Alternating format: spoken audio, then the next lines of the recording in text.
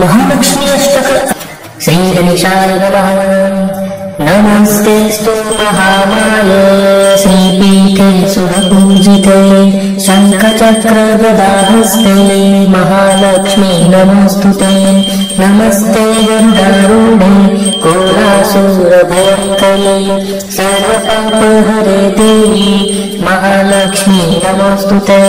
सर्वज्ञ सर्वमदे सर्वदुष्टभयङ्करे सर्वदुःखहरे देवी महालक्ष्मी नमोऽस्तुते। सिद्धिबुद्धिप्रदे देवी भुक्तिमुक्तिप्रदायिनी मन्त्रमूर्ते सदा देवी महालक्ष्मी नमोऽस्तुते। आद्यन्तरहिते देवी आद्यशक्ति महेश्वरी योगजे योगसंस्कृते महालक्ष्मी नमोऽस्तुते। स्थूल सूक्ष्म महारुद्रे महाशक्ति महोदरे महापापहरे देवी महालक्ष्मी नमोऽस्तुते। पद्मासनस्थिते देवी परब्रह्म स्वरूपे परमेश्वरी जगन्माते महालक्ष्मी नमोऽस्तुते। श्वेताम्बराधरे देवी नानालङ्कारभूषिते जगत्स्थिते जगन्माते महालक्ष्मी नमोऽस्तुते।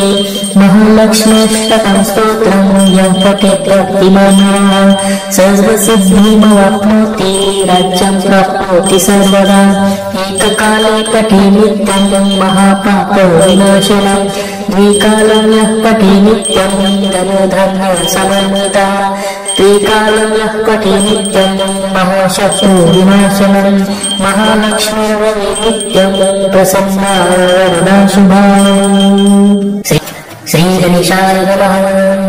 नमस्तेस्तु महामाये श्रीपीठे सुरपूजिते शङ्खचक्रगदाहस्ते महालक्ष्मी नमोऽस्तुते।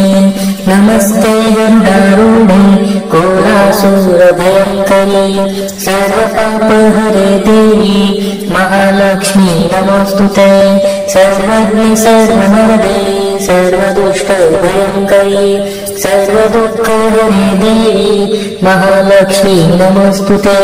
सिद्धिबुद्धिप्रदे देवी भुक्तिमुक्तिप्रदायिनी मन्त्रमूर्ते सदा देवी महालक्ष्मी नमोऽस्तुते। आद्यन्तरहिते देवी आद्यशक्ति महेश्वरी योगजे योगसंस्कृते महालक्ष्मी नमोऽस्तुते।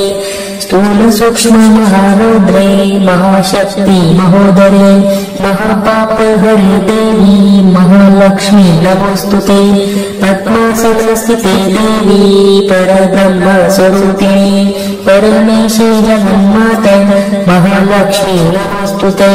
श्वेताम्बराधरे देवी नानालङ्कारभूषिते जगत्स्थिते जगन्माते महालक्ष्मी नमोऽस्तुते। महालक्ष्मीष्टकं स्तोत्रं यः पठेत् भक्तिमानः सर्वसिद्धिमवाप्नोति राज्यं प्राप्नोति सर्वदा। एककाले पठे नित्यं महापापविनाशनं द्विकालं यः पठे नित्यं धनधान्यसमन्विता त्रिकालं यः पठे नित्यं महाशत्रुविनाशनं महालक्ष्मीर्भवे नित्यं प्रसन्ना वरदा शुभा। श्री गणेशाय नमः।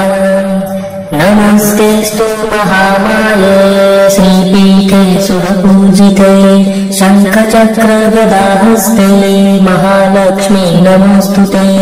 नमस्ते गरुडारूढे घोरासुरभयङ्करे सर्वपापहरे देवी महालक्ष्मी नमोऽस्तुते। सर्वज्ञ सर्वमदे सर्वदुष्टभयङ्करे सर्वदुःखहरे देवी महालक्ष्मी नमोऽस्तुते। सिद्धिबुद्धिप्रदे देवी भुक्तिमुक्तिप्रदायिनी मन्त्रमूर्ते सदा देवी महालक्ष्मी नमोऽस्तुते। आद्यन्तरहिते देवी आद्यशक्ति महेश्वरी योगजे योगसंस्कृते महालक्ष्मी नमोऽस्तुते। स्थूल सूक्ष्म महारुद्रे महाशक्ति महोदरे महापापहरे देवी महालक्ष्मी नमोऽस्तुते। पद्मासनस्थिते देवी परब्रह्म स्वरूपे परमेशे जगन्माते महालक्ष्मी नमोस्तुते श्वेतांबराधरे देवी नानालंकारभूषिते जगत्स्थिते जगन्माते महालक्ष्मी नमोस्तुते महालक्ष्म्यष्टकं स्तोत्रं यः पठेत् भक्तिमानः सर्वसिद्धिमवाप्नोति राज्यं प्राप्नोति सर्वदा एककाले पठे नित्यं महापापविनाशनं द्विकालं यः पठे नित्यं धनधान्यसमन्वितः त्रिकालं यः पठे नित्यं महाशत्रुविनाशनं महालक्ष्मीर्भवे नित्यं प्रसन्ना वरदा शुभा। श्रीगणेशाय नमः। नमस्तेऽस्तु महामाये श्रीपीठे सुरपूजिते शङ्खचक्रगदाहस्ते महालक्ष्मी नमोस्तुते नमस्ते गरुडारूढे कोलासुरभयङ्करे सर्वपापहरे देवी महालक्ष्मी नमोस्तुते सर्वज्ञे सर्ववरदे सर्वदुष्टभयङ्करे सर्वदुःखहरे देवी महालक्ष्मी नमोस्तुते सिद्धिबुद्धिप्रदे देवी भुक्तिमुक्तिप्रदायिनी मन्त्रमूर्ते सदा देवी महालक्ष्मी नमोस्तुते आद्यन्तर्हिते देवी आद्यशक्ति महेश्वरी योगजय योगसंभुते महालक्ष्मी नमोस्तुते स्थूल सूक्ष्म महारौद्रे महाशक्ति महोदरे महापापहरे देवी महालक्ष्मी नमोस्तुते पद्मासनस्थिते देवी परब्रह्म स्वरूपिणी परमेशे जगन्माते महालक्ष्मी नमोस्तुते श्वेतांबराधरे देवी नानालंकारभूषिते जगत्स्थिते जगन्माते महालक्ष्मी नमोस्तुते महालक्ष्म्यष्टकं स्तोत्रं यः पठेत् भक्तिमानः सर्वसिद्धिमवाप्नोति राज्यं प्राप्नोति सर्वदा एककाले पठे नित्यं महापापविनाशनं द्विकालं यः पठे नित्यं धनधान्यसमन्वितः त्रिकालं यः पठे नित्यं महाशत्रुविनाशनं महालक्ष्मीर्भवे नित्यं प्रसन्ना वरदा शुभा। श्रीगणेशाय नमः। नमस्तेऽस्तु महामाये श्रीपीठे सुरपूजिते शङ्खचक्रगदाहस्ते महालक्ष्मी नमोस्तुते नमस्ते गरुडारूढे कोलासुरभयङ्करे सर्वपापहरे देवी महालक्ष्मी नमोस्तुते सर्वज्ञे सर्ववरदे सर्वदुष्टभयङ्करे सर्वदुःखहरे देवी महालक्ष्मी नमोस्तुते सिद्धिबुद्धिप्रदे देवी भुक्तिमुक्तिप्रदायिनी मन्त्रमूर्ते सदा देवी महालक्ष्मी नमोस्तुते आद्यन्तर्हिते देवी आद्यशक्ति महेश्वरी योगजय योगसंभुते महालक्ष्मी नमोस्तुते स्थूल सूक्ष्म महारौद्रे महाशक्ति महोदरे महापापहरे देवी महालक्ष्मी नमोस्तुते पद्मासनस्थिते देवी परब्रह्म स्वरूपिणी परमेशे जगन्माते महालक्ष्मी नमोस्तुते श्वेतांबराधरे देवी नानालंकारभूषिते जगत्स्थिते जगन्माते महालक्ष्मी नमोस्तुते महालक्ष्म्यष्टकं स्तोत्रं यः पठेत् भक्तिमानः सर्वसिद्धिमवाप्नोति राज्यं प्राप्नोति सर्वदा एककाले पठे नित्यं महापापविनाशनं द्विकालं यः पठे नित्यं धनधान्यसमन्वितः त्रिकालं यः पठे नित्यं महाशत्रुविनाशनं महालक्ष्मीर्भवे नित्यं प्रसन्ना वरदा शुभा। श्रीगणेशाय नमः।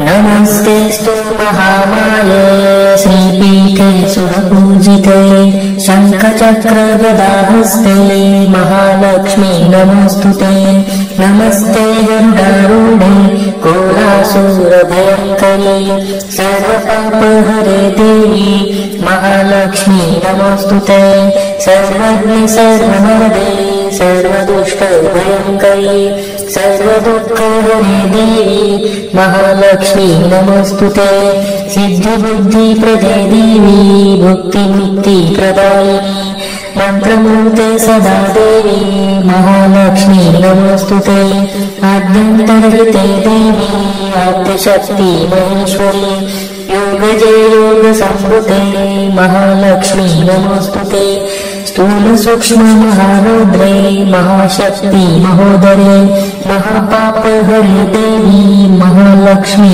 नमोस्तुते पद्मासनस्थिते देवी परब्रह्म स्वरूपिणी परमेशी जगन्माते महालक्ष्मी नमोस्तुते श्वेताम्बराधरे देवी नानालङ्कारभूषिते जगत्स्थिते जगन्माते महालक्ष्मी नमोस्तुते महालक्ष्म्यष्टकं स्तोत्रं यः पठेत् भक्तिमानः सर्वसिद्धिमवाप्नोति राज्यं प्राप्नोति सर्वदा एककाले पठे नित्यं महापापविनाशनं द्विकालं यः पठे नित्यं धनधान्यसमन्वितः त्रिकालं यः पठे नित्यं महाशत्रुविनाशनं महालक्ष्मीर्भवे नित्यं प्रसन्ना वरदा शुभा